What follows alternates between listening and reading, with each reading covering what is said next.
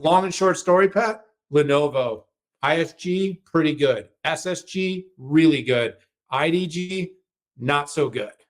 Okay. What's the long take here? PCs are just starting to come back. Good news. We've heard from Intel, Pat. We've heard from Pat Gelsinger. We've heard from Lisa Su. We've heard from YY. We've heard from Enrique Lores. The bottom for PCs is more or less in. That is the consensus. Is that factual? We'll see. Shipments way down. The Gartner numbers showed way down. Those other guys showed a number that was way down.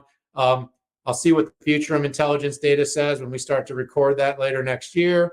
But the numbers are still soft, but coming out. What's the trend line for PCs? The trend line is the AI PC. This is the sort of inflection moment in which we're going to see another super cycle that's going to be based upon these new generative AI workloads that will not perform optimally on current hardware. This is going to force enterprises and consumers to be looking at upgrading.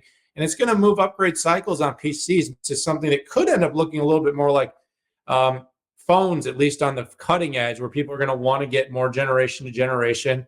The numbers vary across averages, but people don't update their PCs as often as their phones. It's just not as frequently.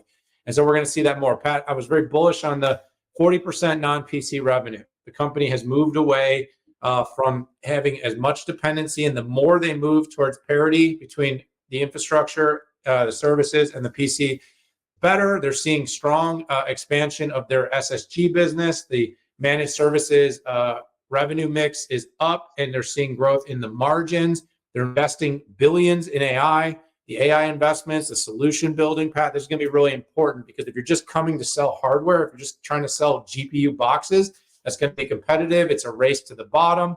But if you're able to stand up solutions, deliver services, deploy software, you will see growth. You will see scale.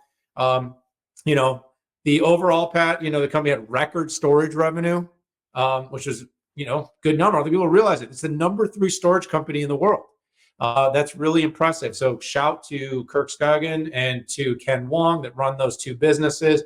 You're on a really good trajectory over there. Moral of the story, Pat, as I walk out of this one, I couldn't go as fast as I wanted to, but the moral of the story here on Lenovo is the world needs to realize that this isn't just a PC company anymore. I read a whole bunch of media pieces. It was 8 paragraphs about the PC business, and then this much of a blurb about the rest of the company.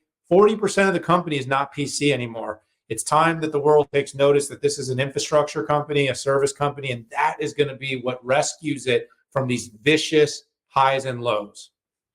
Yeah, so I like to gauge earnings in a couple ways, and one of them, if revenue is down, is it self-inflicted or is it primarily market inflicted?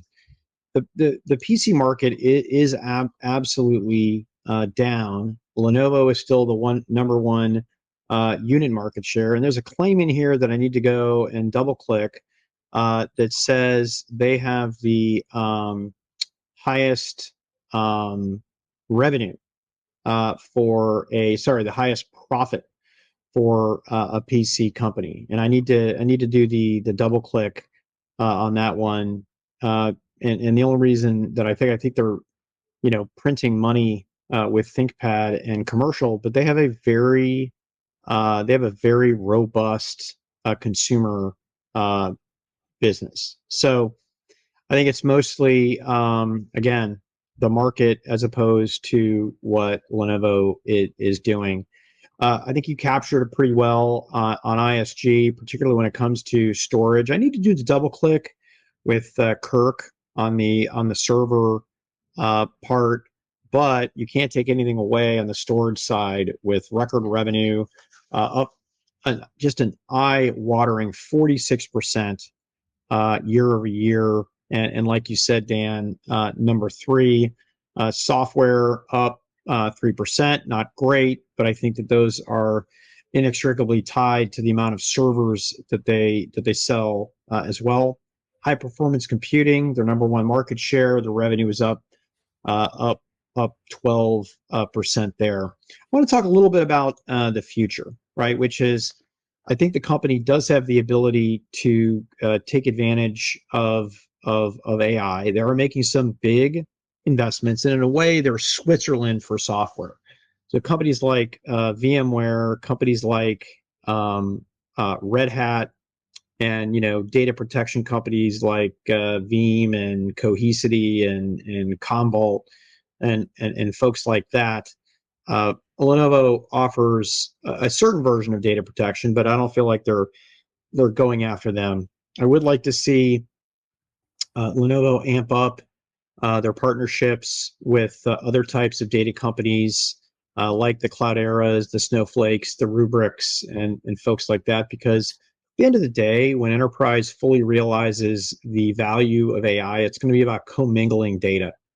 Even though the current POCs and the way they're looking at it is very narrowed on a certain type of data, maybe on CRM as an example, that's going to move outside, and this data conversation is going to be more important.